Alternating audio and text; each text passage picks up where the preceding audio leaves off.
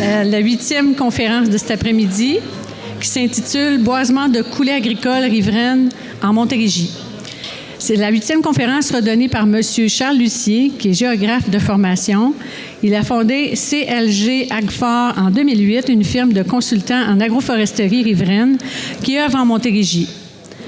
La firme travaille notamment sur la réimplantation d'espèces d'arbres feuillus, rares, et sur la croissance d'arbres en grande culture. M. Lucier a aussi fondé le RAM, qui est la recherche en agroforesterie Montérégie-Est, soit une unité de recherche en agro-environnement. Il est membre du comité agroforesterie du CRAAC depuis 2016. Enfin, il travaille depuis 20 ans sur l'histoire forestière de la Montérégie. Je vous demande d'accueillir chaleureusement M. Lucier.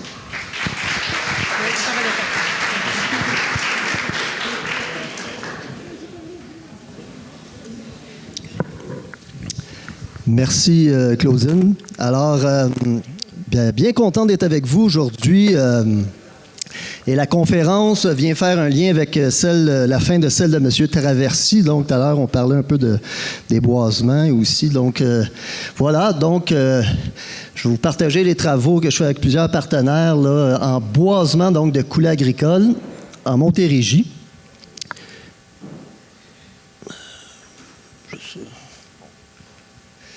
Donc, juste pour compléter, donc, oui, la firme CLG Agfor, donc, moi, je suis géographe de formation, donc, je ne suis pas un forestier, donc, service conseil, et donc, je participe autant des projets d'exécution haie brise-vent, bande élargie, agroforestière, etc., que aussi des dispositifs, là, expérimentaux, entre autres, ici, c'est un système d'agroforestier intercalaire. Le plan, rapidement, donc, un peu, on va revenir, je vais présenter succinctement là, c'est quoi une coulée, une définition de la coulée agricole. C'est son historique, parce que c'est important pour les travaux de boisement qui vont être présentés. Justement, les travaux de boisement, ici, donc, la présentation, c'est axé sur le feuillu. Il y a une première phase, je dirais, plus ou moins 2015-2018, puis les derniers 5 ans, ça a un petit peu changé, donc plus diversifié. Puis tout le long, là, thème connectivité et nouvelle biodiversité en coulée. Et en fin de compte, on est dans le milieu agricole, participation des producteurs agricoles, puis travaux terrain, recherche et communication de tout ça. Les coulées. Je pourrais m'étendre longtemps, c'est vraiment une formation géomorphologique, mais en résumé, pardon, vous avez tous entendu parler de la mer de Champlain dans vos cours de géographie. Donc, changement climatique, glaciation, retrait de la mer de Champlain. Donc, dans ce retrait-là, général, il y a eu formation de terrain dans certaines zones au Québec. Et donc, 12 000 ans. Et donc, avec les précipitations qui ont suivi pendant 8-10 000 ans sur le terrain, donc, formation d'un relief, c'est une forme de terrain au relief accidenté, présente donc dans des pentes plus fortes, donc ce qu'on appelle les ravines. Ici, on voit le petit ruisseau là, qui traverse là, la grande coulée, et moins prononcé vers les cours d'eau. Donc, ici, une grande coulée large. Et le dénivelé, c'est toujours en plus ou moins 3-4 mètres. Et ça va des fois jusqu'à 40-50 mètres de dénivelé.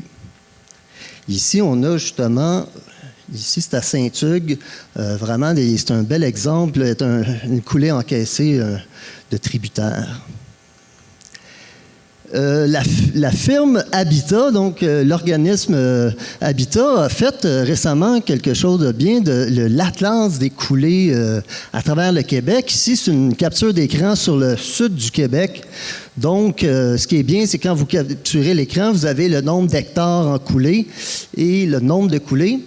Aujourd'hui, je vais vous présenter, parce qu'il y a 3 pôles dans le sud du Québec.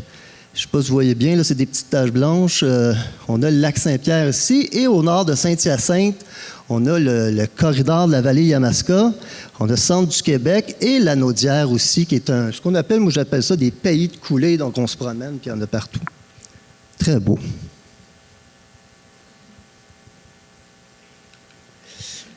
Vous êtes des forestiers, des professionnels. Un petit rappel, on est dans le sud du Québec.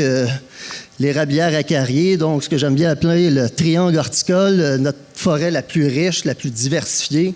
Les 4 espèces d'érables indigènes, et même, je pense, le 5e avec l'érable noir, 4 espèces de chênes, le frêne, les 3 espèces d'ormes, tilleuls, donc les carriers, micocouliers. Donc, on est vraiment dans une forêt très diversifiée. Et moi, c'est une des sources de motivation. Vous avez un vieil carrier ovale ici.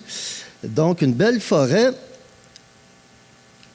Et donc, par rapport à l'historique des coulées, donc un peu avant qu'on arrive, les Européens, puis qu'on déboise, donc c'était quoi les forêts d'origine? J'ai eu la chance de travailler avec Gérald Daumont, chercheur à l'Université de Montréal. Donc lui a fait l'historique très fort sur l'historique et sur les friches. Et donc, lui arrivait d'érablières à sucre, évidemment, des érablières, donc composées principalement de frênes blancs, des coulées avant le déboisement, et les zones sableuses, on les voit encore aujourd'hui, le pin blanc donc, qui était présent.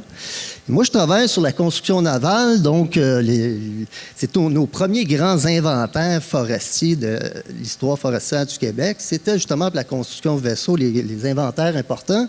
Et le long des corridors, surtout Montérégie, Yamaska, Richelieu beaucoup, Lac-Champlain, il y avait de grandes chênaies blanches. Eux, ils appelaient chênaies blanches, mais sûrement le chêne à gros fruits qui était l'espèce décrite. Un vieux procès-verbal ici de 1750. Fascinant. En fin de compte, je termine mon historique. Vous avez donc les coulées. Il reste juste la balle de golf puis le bâton de golf. Donc, ici encore... suite au déboisement dans les zones plus abruptes, justement, donc on a mis, dans le grand déboisement, on a mis les vaches dans les coulées et donc c'est des sols, maire de Champlain, surtout composés d'argile-limon. Donc la combinaison de la compaction sur des dizaines d'années de ces sols argileux-là, ça a maintenu une végétation assez herbacée aujourd'hui. On a sorti les vaches, donc jusque dans les années 70. Et donc, justement, cette reprise-là est intéressante dans le sens qu'on a des espèces de couverts. Là, on ne marche pas dans les chardons, dans les verges d'or, etc. Et ensuite, donc, puis ici, ici, c'est encore Saint-Hugues, dans le territoire des coulées. Et vous allez ici, une autre coulée on voit ici qu'il y a un mix de végétation quand même à l'échelle d'une parcelle. Aubépine, pommettier, là, qui poussent de façon éparse. Donc, dans les années 80 jusqu'à 2000, plus ou moins, là, il y a des ingénieurs qui pourront me corriger, mais on sort les pâturages, on abandonne le pâturage en majorité. Et donc, il y a eu un mouvement on était dans la plantation d'épinettes, je pense, au Québec, dans le sud du Québec, propriété privée. Donc, plantation assez importante de résineux, donc dans les coulées aménagées. Et je pense qu'il y avait une demande au niveau des papetières. Et c'était surtout en épinettes, mais aussi en pin blanc, parfois. Là, on les voit encore, les plantations. Et c'était surtout dans les coulées, je reviens à ma pente plus ou moins forte, de tributaires, donc des coulées... quand même pas large en bonne partie. Puis on voit ici un bel exemple, donc excusez l'anglicisme, une petite patch noire dans l'espèce de zone de coulée. On voit là, justement la coulée ici, un peu son filet, son cordon. Et je serais curieux après, je pense qu'il n'y a pas eu énormément de récoltes, sauf erreur. On voit souvent des plantations denses, là, qu'il n'y a pas trop eu de coupe d'éclaircies. Sûrement, il y a eu des récoltes. Donc, c'était justement pour un revenu d'appoint producteur. Et c'était des programmes, je oubliais, des programmes ponctuels, on me disait, avec le ministère de l'Agriculture, sûrement en partenariat avec le ministère des Forêts. Donc, on tombe dans le boisement des coulées en feuillus, ce que j'appelle plus ou moins la période 2015-2020. Ici, c'est une photo, j'aime bien cette photo de l'Agence forestière, donc un exemple type là, d'une plantation. On travaille en pente, quand même une pente relativement brute. Vous avez justement végétation là, qui pousse un petit peu à droite et à gauche. J'imagine que c'est au printemps. Donc, c'est surtout le chêne rouge, chêne blanc, de ce que j'ai appris, qui était planté avec peut-être 3-4 autres espèces, sûrement noyer noir. Les gens de l'agence pourraient justement le compléter. Donc, c'était vraiment une période où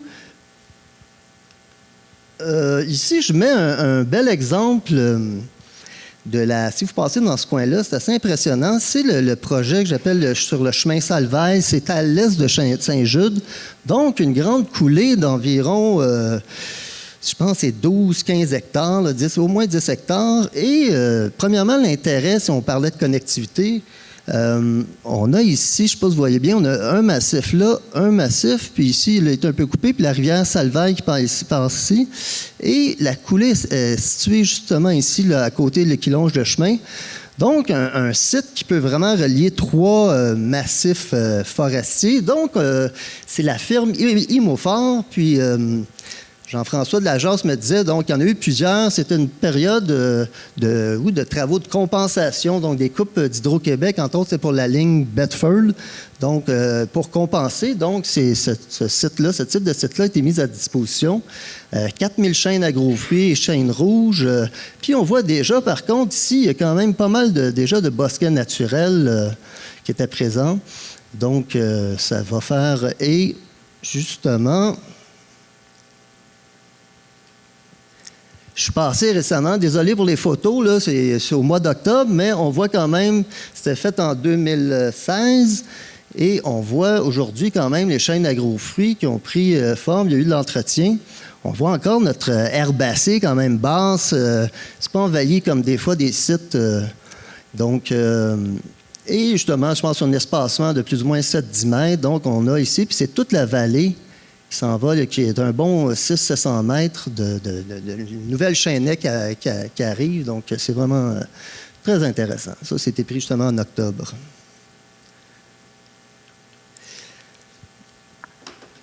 Excusez-moi un petit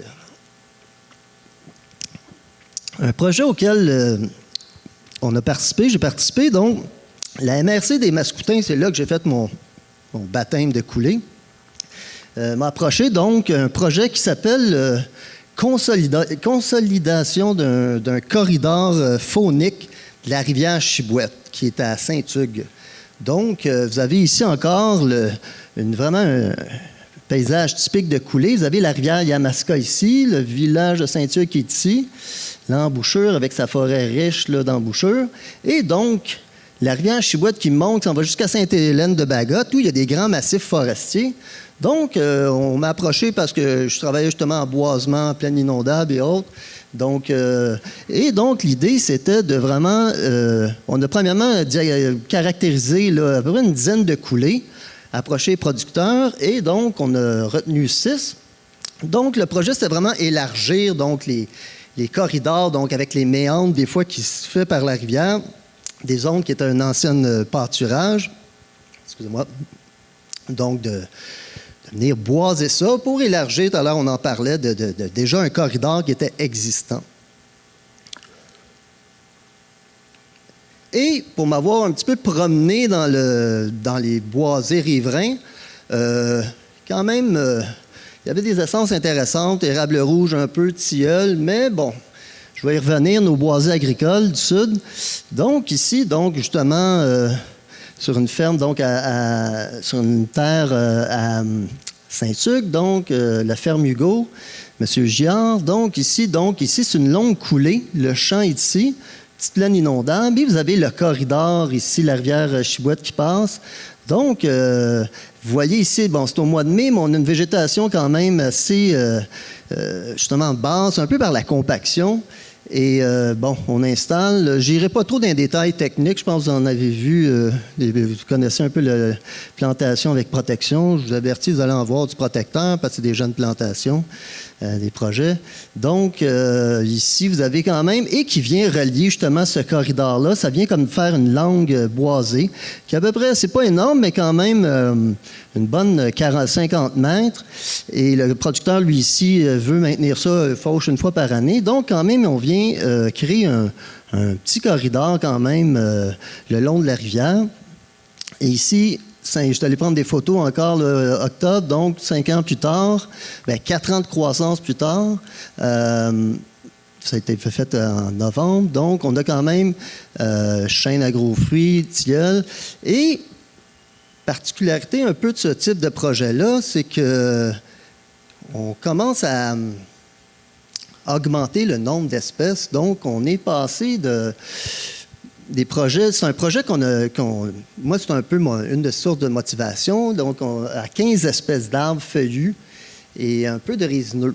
Donc, 4 chênes, je passe rapidement, le chêne blanc, je vais y revenir de toute façon, chêne, carrier, tilleul, érable rouge, même des espèces qu'on positionne le long des boisés existants, le bouleau jaune et l'érable à sucre. Donc, il y a un peu de protection, parce qu'en milieu agricole, techniquement, c'est que les grands vents de plaine, le protecteur, une chance est là, et quand même, c'est un stress pour la croissance. Et aussi, je reviens souvent sur les zones herbacées, mais en coulée, ce que j'ai découvert, c'est qu'il y a l'aspect de microsite quand on vient positionner un arbre et l'espèce, donc vraiment des baissières comme en foresterie. Mais ce qui est intéressant, je travaille en milieu riverain, exemple concret, vous avez ici la rivière avec un corridor, et donc ici on vient mettre, donc ça va être le chêne bicolore, l'érable rouge, donc des essences vraiment riveraines qui peuvent subir l'inondation. Vous avez votre zone de pente, le replat, puis dans le replat, il y a des zones très compactées. Donc, à 15 espèces, on peut aussi, ça devient du jardinage. Donc, c'est pas le but, c'est pas de la quantité. Puis comme vous allez voir, c'est pas axé sur les récoltes, mais c'est axé sur implanter un nombre d'espèces assez quand même important. Et donc, justement, le microsite, donc des verges d'or, c'est comme aussi un indicateur sur un peu ce qu'on venait planter, les sols plus profonds versus les sols, il faut excusez l'expression, décoinés. Donc, à un moment donné, plus on en fait, plus on voit comment aussi la réponse au niveau de la croissance.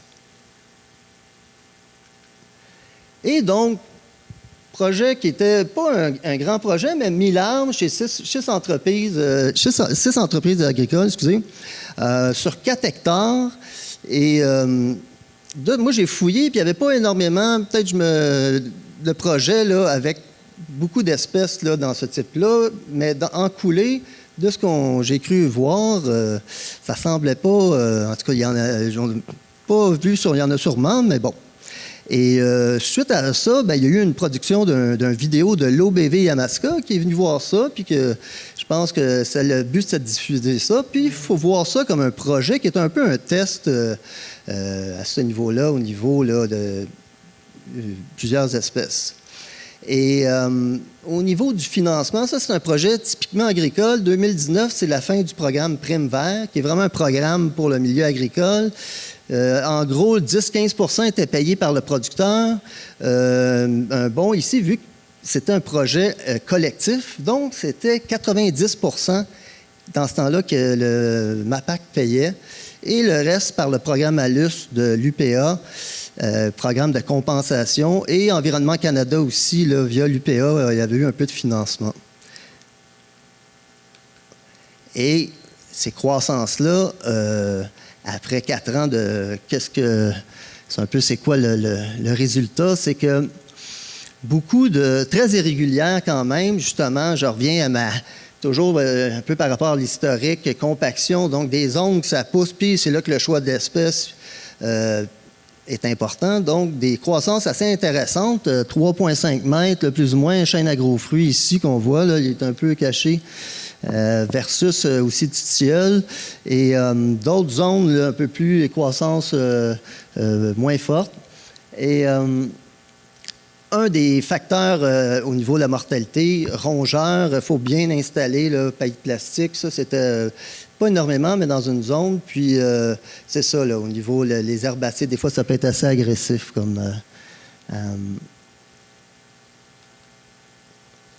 Et ça, amené, je dirais, un peu, on est dans la deuxième phase d'un grand chantier de coulée. Donc, en 2021, avec une discussion Zoom, etc., l'OBV Yamaska et moi-même, donc, on a parti, là, par subvention, un projet nommé Corridor Vallée-Yamaska. Donc, vraiment un projet, sachant qu'il y a beaucoup d'hectares de coulées, de l'ordre de près de 300 000 arbres, donc un projet sur 10 ans.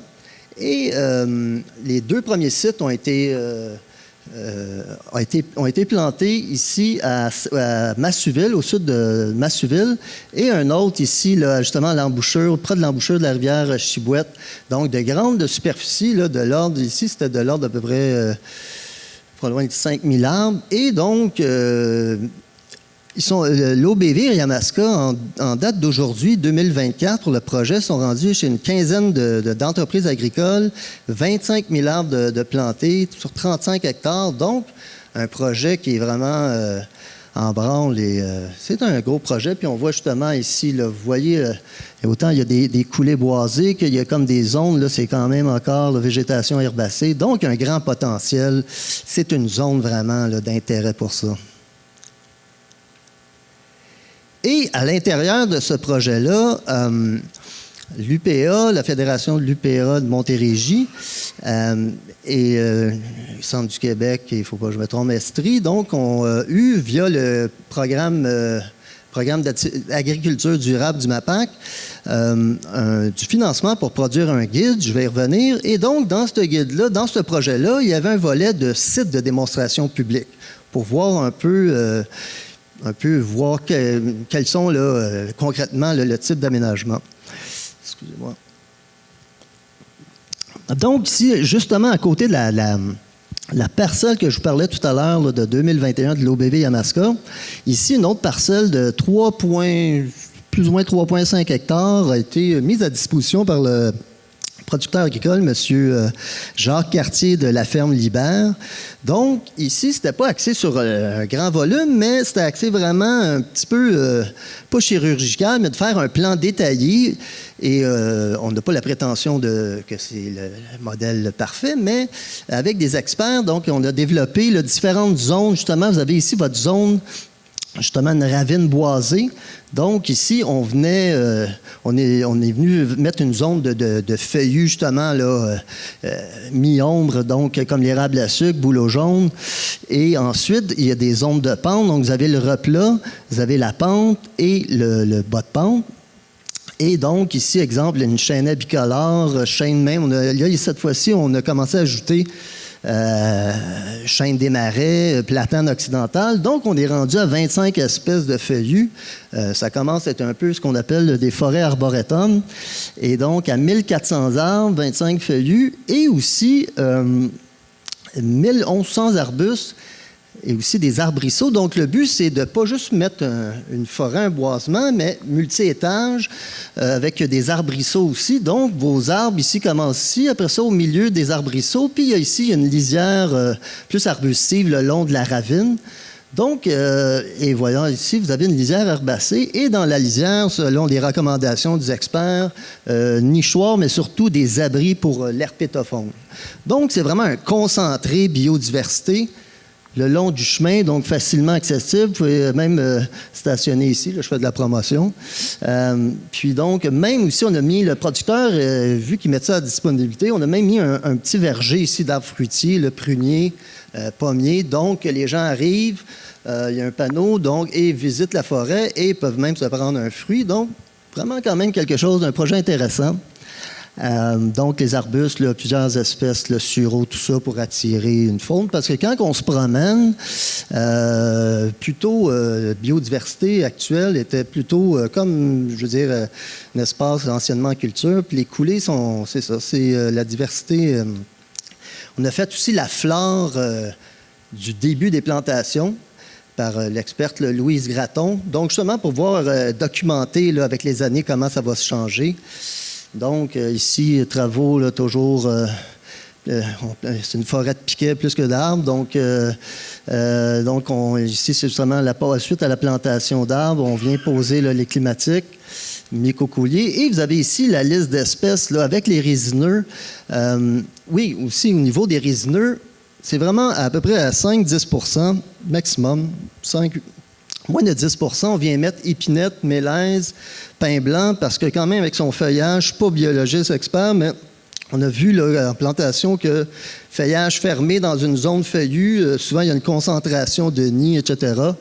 Donc, en tout, on n'est pas loin de 30-35 espèces. On commence à avoir un petit jardin botanique multistrate, donc pour faune, flore, etc., le faune surtout, verger, puis on laisse donc toujours une superficie en herbacée. Rapidement, par rapport à ça, les biologistes en coulée, une expertise qui se développe, c'est sur un territoire qui a beaucoup de boisés. On va avoir tendance à mettre des arbres sur une parcelle, mettons un ancien pâturage, mais de laisser une bonne superficie en herbacée, justement pour habitat d'oiseaux champêtres, versus si on est dans une zone où il y a beaucoup de champs en grande culture, là, on va y aller bord en bord pas mal, là, à 90% au moins de la superficie. Oui, au niveau des coûts, pour ceux qui sont moins familiers, donc, c'est le coût entrepreneur, il faut faire des profits, il faut faire de l'argent. 30 à 35 $ l'arbre, ça c'est planté, protégé, on a transporté là, travaux d'Hercule sur le terrain, là, le matériel. Donc, c'est à peu près, ça tourne autour de ça. Et ici, moi, justement, je parle... une de mes grandes motivations par rapport à ce type de projet-là, de boisement, c'est surtout, il y a deux choses intéressantes à mon avis, c'est on arrive dans Montérégie, dans pleine, en grande culture, maïs soya. On avait, comme je dis au début, des forêts riches, diversifiées, puis il faut produire de l'agriculture. Donc, et les boisés, par contre, agricoles, certains boisés, moi j'ai vu, sont encore très intéressants en Montérégie. Mais on arrive ici vous avez vu, 25 espèces sur 3-4 hectares. Puis là, il y avait aussi l'autre parcelle, j'ai oublié, de l'OBV, qui était de... On n'est pas loin de 10 hectares en tout. Donc, eux aussi avaient mis beaucoup d'espèces. Donc, on arrive à mettre ce que j'appelle, moi, des îlots de propagation au nord de l'aire de distribution. Là. Pour ceux qui sont moins familiers, exemple, je prends comme le chêne bicolore, qui est une espèce que je plante beaucoup. Nos chênaies bicolores naturels, sauf selon collègue botaniste, c'était de 45-50 colonies naturelles au Québec. Naturelles, pas des plantations. Donc, ici, puis les derniers chênaies bicolores, corridor de la rivière Richelieu, on pousse un peu plus à l'est, Yamaska, et à long terme, on vient comme un peu créer un îlot où l'espèce va prendre peut-être de l'expansion. Donc, ça, c'est quand même intéressant au niveau et aussi, résilience des forêts, puis aussi les boisés riverains, par expérience, après des années, je me souviens, comme je disais, les boisés, comme on mettait tout à l'heure entre les champs, des fois, il y a une bonne richesse, mais en riverains, sont souvent colonisés par l'érable à giguère, qui est un envahisseur, et les grands saules, qui, eux, sont là souvent depuis longtemps. Donc, on vient justement installer, un peu contrer cette... c'est pas une grande richesse botanique. Bon, il y a un peu toujours des fois de cerisiers tardifs, peupliers, mais c'est pas, contrairement aux boisés en terre sèche, là, pas très, très intéressant. Et aussi, réimplantation locale, régionale. On ne fait pas juste planter des arbres, on vient mettre des espèces, donc disparues du territoire, on va y voir. Exemple, comme le chêne à gros fruits, un collègue, Thomas Pesan, qui est d'ailleurs le fils d'un des pères de l'agroforesterie au Québec, Yvon Pesan, que je salue. Lui, il habite pas loin de Saint-Marcel, l'autre bord, carrément de notre plantation. Et donc, il y a une petite poche de chêne à gros fruits à Saint-Hugues, donc c'est vraiment intéressant, des beaux spécimens. Donc, et en plus, l'arbre agricole fait quand même des... OK. Et voilà. Et aussi, je parle trop, c'est ça mon problème. À tulipier, donc vous avez un arbre à fleurs ici, biodiversité, quand même pas mal intéressant à long terme. Je passe rapidement le mot magique de ces beaux plantés, la photo, mais travaux d'entretien vraiment importants, donc des broussaillards. Et aussi, je reviens, l'érable à giguère. Moi, j'ai quelques plantations envahies, donc un point d'interrogation. Souvent, les gens pensent sur 5 ans, mais 20 ans plus tard, des fois, vous revenez, puis à considérer là, c'est des projets pour vous. Là. Dans le projet, donc, panneau d'interprétation, comme tout projet en milieu agricole en ce moment, nichoir à Cresserelle. Ici, le salaire du travail terrain monarque dans la plantation. Et aussi, oui, rapidement, les climatiques. C'est un excellent habitat pour une éducation, connectivité. Je passe rapidement, mais donc... Aussi, on est dans des zones larges de 300 mètres des fois versus la haie brise-vent qui est 3-4 mètres. Vous voyez ici les grands mammifères, donc justement, ont besoin de 100, 200, 300 mètres. Donc, on est en affaire au niveau connectivité pour les coulées. Donc, ça, c'est à considérer. C'est une fonction importante, là. Puis, on est en Montérégie depuis plusieurs années. C'est vraiment rapidement. Le temps presse. Évidemment, participation des producteurs, je ne peux pas mettre sous silence. Donc, vraiment, ils sont vraiment fiers d'augmenter la connectivité, augmenter la biodiversité, la séquestration du carbone, la fonction de ces projets-là, qualité de l'eau. On améliore les paysages, on embellit. Et pour les producteurs, donc, l'arbre agricole, vraiment, forme des microclimats. Donc, vraiment, augmentation des rendements, meilleur rendement dans les étés chauds et secs. Puis, ça produit une valeur ajoutée à la terre. Donc, vraiment participation de tout genre. 30 secondes. Participation des volets de recherche. Donc, ici, c'est Simel Cherizol de l'Université du Québec en Outaouais, travaille sur la séquestration de carbone. Donc, rapidement, il voit entre les zones herbacées, les zones qui ont été plantées, c'est quoi au niveau, comment ça se passe au niveau de la séquestration. Et justement, une autre étudiante, Isabelle Grenier, donc elle travaille justement sur le pourcentage de réussite, quelles sont les techniques, là. Donc, justement, ça, c'est à travers de 206 parcelles. Donc, producteurs qui mettent projet d'envergure en terminant demain la forêt, donc 130 000 arbres. Donc, tranquillement, les gros chantiers s'en viennent, vraiment importants.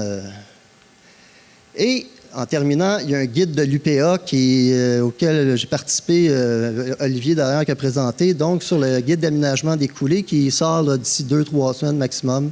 Donc, on fait des journées terrain. Voilà.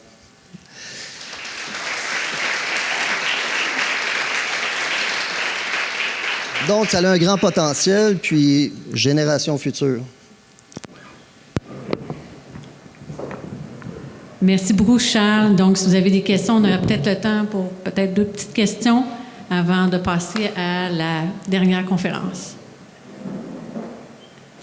Est-ce que vous avez des questions? Oui. Luc Traversé, merci d'Arthabasca. Comment vous avez fait pour convaincre tous ces propriétaires-là de reboiser leur superficie agricole? La question est très simple. C'est suite à les plantations d'épinettes, c'est vraiment des espaces considérés comme marginaux dans le sens sans utilisation. Et je pense que les producteurs, depuis 20 ans pour travailler dans le milieu, ont été beaucoup sensibilisés, banderies riveraines et en plus, moi, l'expérience que j'ai souvent, c'est un petit peu prochaine génération, ce qui sort du lot. Et moi, on vient expliquer un peu, mettre du feuillet de valeur, chaîne, tout ça. Ça sonne... en gros, c'est vraiment ça. En résumé, là. Puis donc, il y a un côté, ce qui est important, ce qu'on sent, c'est que c'est un côté, hey, moi, je fais ma part. Et souvent, la relève, enfants, tout ça, petits-enfants. Donc, ça active tout ça. Et c'est vraiment aussi d'intérêt au niveau de la biodiversité, puis on vient mettre des espèces. Ça se résume pas mal à ça.